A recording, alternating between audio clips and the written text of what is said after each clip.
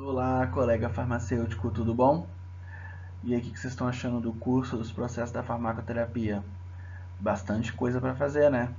Olha como é que é o acompanhamento farmacoterapêutico, ao mesmo tempo que ele é completo, ele é complexo, né? Ele exige bastante o olhar e o estudo da nossa vivência, da cooperação do paciente, exige muita coisa da gente. Então a gente vai conversar agora um pouco sobre a consulta farmacêutica, né? Essa consulta farmacêutica ela pode ser executada para outros serviços. Aqui a gente vai focar na consulta farmacêutica para o acompanhamento farmacoterapêutico.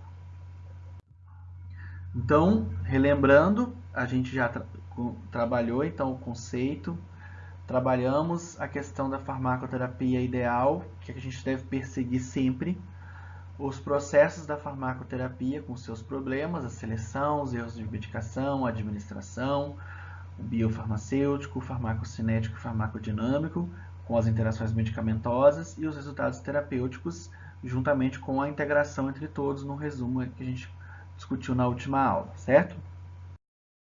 Então, a consulta farmacêutica, no geral, ela começa com uma introdução, partindo por uma coleta de dados, partindo então depois de uma avaliação com a construção de a construção e a negociação do plano de cuidado, um fechamento e as consultas de retorno. Lembrando que cada uma dessas etapas aqui, elas podem acontecer em mais de um encontro. Então, às vezes, você vai coletar a informação do paciente, tem muita coisa para coletar, ou ele esqueceu de alguma coisa que era importante. Então, você pode fazer mais de um encontro para fazer uma dessas etapas. E a etapa da avaliação, geralmente ela é uma etapa que a gente faz com o estudo, então a gente não faz com o paciente. Quanto mais experiência a gente vai adquirindo em consulta farmacêutica, quanto mais a gente vai estudando os casos dos pacientes, a gente vai começar a conseguir fazer alguma avaliação ali na hora, no momento. Dependendo da profundidade do problema, a gente não vai conseguir. Agora, se aparecer um fator de risco muito grave, alguma coisa, nós já conseguimos avaliar e já fazer o plano de cuidado. Então, a avaliação ela não é obrigatória de fazer na frente do paciente. Pelo contrário, é melhor de fazer com o estudo e depois buscando esse paciente para fazer o plano de cuidado. Então, o que eu vou falar daqui para frente não necessariamente acontece no mesmo dia, na hora do primeiro encontro. Você pode dividir em quantos encontros forem necessários, né? Respeitando o tempo de consulta. Eu espero que vocês implementem esse serviço na farmácia. Então, vocês vão ter que fazer uma agenda. Então, cada paciente vai ter um tempo. Então, o ideal é o primeiro encontro, que você vai ter que coletar mais informação, ele dure mais tempo, tipo 1 hora. E aí, as consultas subsequentes, as consultas de retorno, você pode colocar um tempo de meia hora a 20 minutos, dependendo da complexidade do paciente. Então, se em 1 hora não conseguiu coletar tudo, é melhor parar, remarcar a coleta de dados com o paciente num outro dia. Então, até porque para não cansar o paciente, são várias questões envolvidas aí, o paciente não vai querer falar mais, então é importante que a gente divida isso em vários encontros, tá? Então, a consulta se inicia pela introdução, né? Porque a gente tem que pensar o seguinte, né? Que ainda as pessoas ainda não veem o farmacêutico como um profissional que consulta. Ele vê um farmacêutico como um profissional que conversa, ele tira uma dúvida ou outra, mas não uma consulta. Então, nessa introdução, é muito importante a gente se apresentar, né? Como farmacêutico, né, para ele não para ele entender que é um profissional farmacêutico que está fazendo atendimento, não é enfermeiro, não é médico, né? Explicar para ele o que vai acontecer na consulta, dizer que ela demora, que você vai coletar informação, que pode demorar mais de um dia. Ele tem que entender. E o objetivo, eu sempre quando eu consulto os pacientes, eu digo assim, ó, o objetivo nosso aqui de trabalhar é fazer com que você tome nem mais e nem menos medicamentos. Você tome a quantidade certa que o senhor precisa para ter o melhor resultado possível na sua saúde. Então, você tem que oferecer um porquê. O porquê que ele está consultando, o que você está querendo com ele ali, qual que é o objetivo. E o objetivo do acompanhamento farmacoterapêutico, a gente já colocou ali, né, que é todas aquelas ações para corrigir o processo de farmacoterapia, analisando o paciente como um todo. Mas não dá para explicar assim para o paciente. Então, a gente tem que tentar trazer numa linguagem mais adequada para que ele precisa daquela consulta e como é que ela vai funcionar. E ver com o paciente o que ele acha, se ele topa, ele tem que concordar também. Não adianta fazer a consulta forçada, o paciente vai se fechar, vai fazer cara ruim, não vai querer fazer. E negociar com ele os que vão ter outros passos. Então, aquela consulta não vai se encerrar ali, né? Uma consulta de acompanhamento farmacoterapêutico, o primeiro encontro, geralmente não se ocorre intervenção, porque a coleta de dados é muito ampla. Então, como o paciente concordou, entendeu, quer participar da consulta, tem necessidade para ele, a outra coisa importante é que você pode também conversar com outros profissionais para encaminhar pacientes para você, né? Você pode fazer parceria com os médicos, nutricionistas, enfermeiros, sempre que encontrar um problema relacionado ao medicamento, adesão principalmente, que os profissionais enxergam mais como uma coisa do farmacêutico, levam para o farmacêutico. Então, a gente vai partir então para a coleta de dados. Então, a gente vai coletar as informações para poder compreender então os processos da farmacoterapia daquele paciente. Então, a gente tem que ter uma ficha, geralmente a gente utiliza uma ficha de coleta, que eu vou disponibilizar para vocês a ficha, onde todas as informações do paciente vão ser coletadas, e eu também posso fazer procedimentos farmacêuticos. Eu posso medir a pressão, posso medir a glicose, se eu tenho outros aparelhos mais específicos, medir colesterol, hemoglobina glicada. Eu posso fazer outros procedimentos se eu tenho capacidade, treinamento e equipamento para fazer isso, né? Então, eu vou tentar compreender do paciente, então, como é a vida dele, o uso de medicamentos, e também fazer alguns testes que eu posso realizar com esses equipamentos ou com questionários validados, né? Então, eu vou perguntar sobre a questão dos medicamentos, como é que ele toma, o que ele conhece de cada um, se ele já passou mal com algum medicamento que ele tomou, se ele consegue todos pelo SUS, se ele tem que comprar, como é que é o acesso dele ao medicamento, se ele tem acesso ou se ele não tem, né? Como que é a alimentação dele, como é que ele faz exercício físico, se o calendário vacinal dele está ok, né? Então, essa coleta de dados tem que ser ampla, tem que pegar todos os aspectos de vida do paciente, mais as medidas. Então, se o paciente tiver exame, é importante trazer exames para a gente ver como é que estão os exames, que quando foi pedido é importante também, para ver se ele está sendo monitorado constantemente, ou se ele já fez exame há muito tempo, né?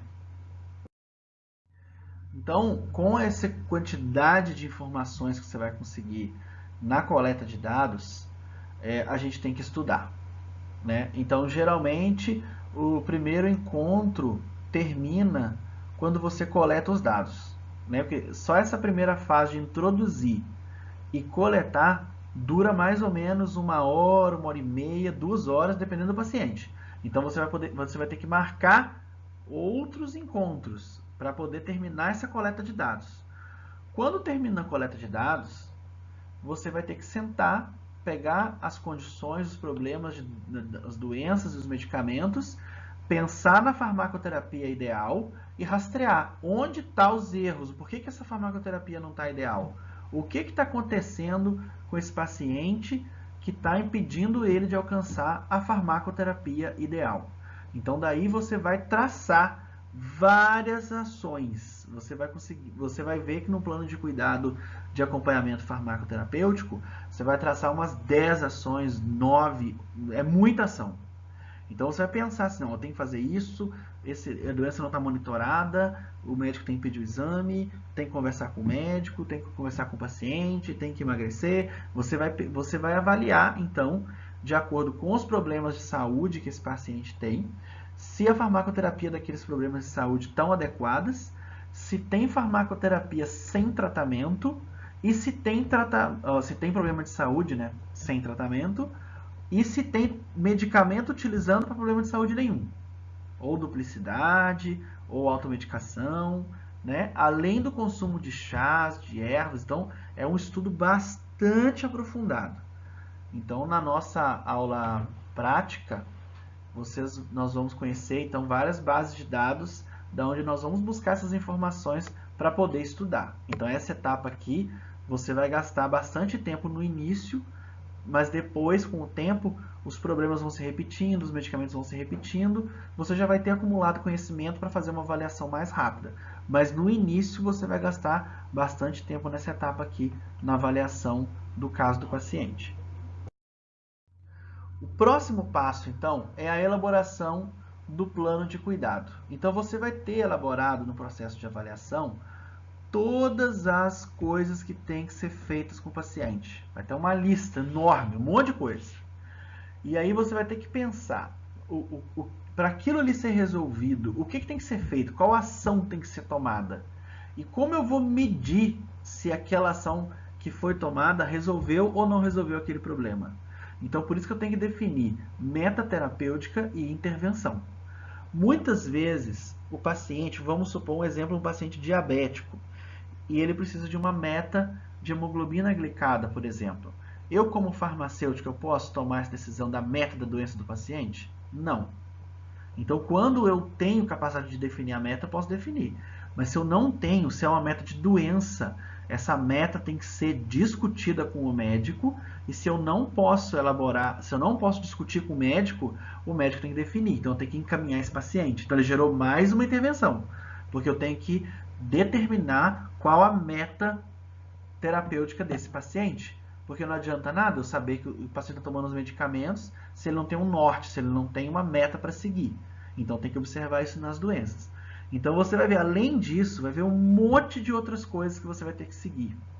Você vai ter que sentar com o paciente e apresentar isso para ele. Assim, olha, o que eu discuti aqui, o que eu descobri do estudo do seu caso, nós temos que fazer tudo isso aqui. E aí negociar com ele qual é a melhor, por onde começar. O ideal é sempre negociar e não impor. Você pode colocar até a sua opinião dizendo assim, eu acho importante nós começarmos por aqui. Mas o ideal é sempre que seja uma coisa negociada entre você e o paciente, né? E nem sempre o problema mais grave tem que ser abordado primeiro. Dependendo do grau de relação terapêutica que você vai ter com o paciente, ele ainda vai estar meio desconfiado. Ou às vezes aquele problema tem uma razão social muito forte, uma razão cultural muito forte. O paciente tem noção que o problema está acontecendo, mas ele não quer que mude. Então nós precisamos de ganhar confiança, nós vamos construir a relação terapêutica. Então às vezes a ação que a gente toma é para resolver um problema secundário, para o paciente perceber que a gente está ali para cuidar dele.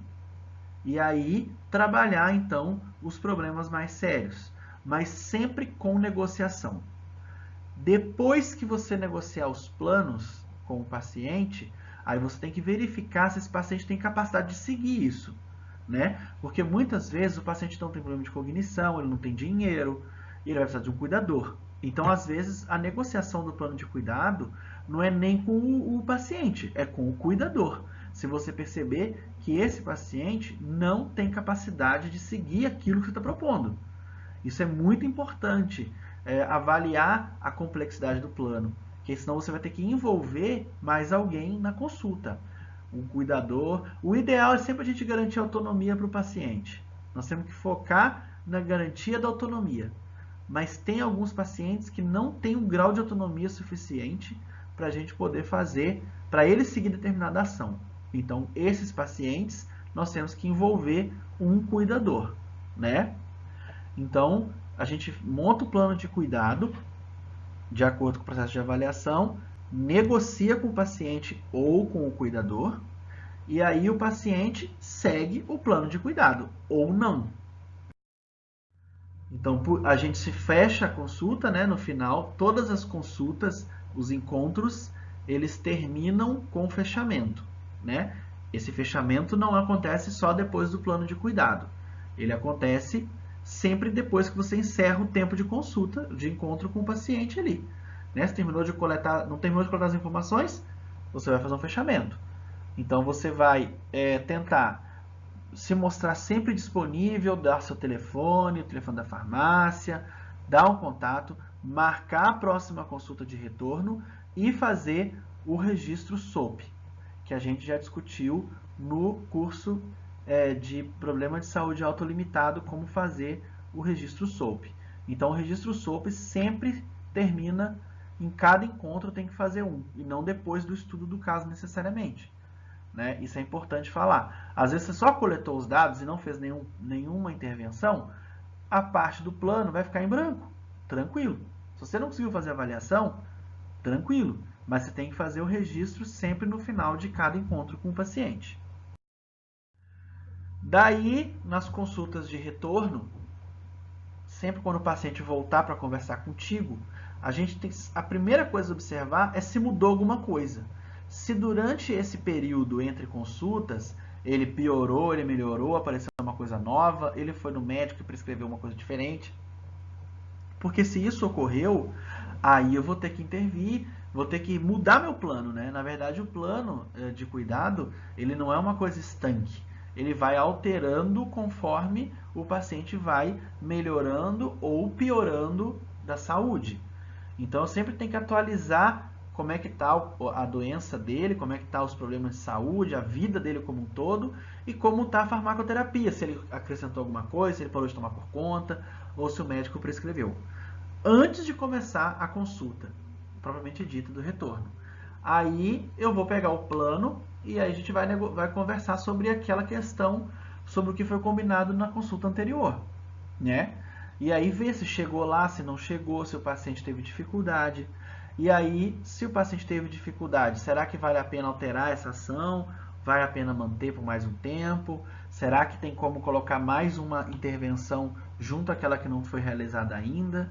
Então, tudo isso vai ser determinado de acordo com a atualização do estado clínico e a atualização da farmacoterapia ideal. Então, gente, acho que era isso. O acompanhamento farmacoterapêutico é bem complicado, assim, no sentido de organizar a nossa cabeça.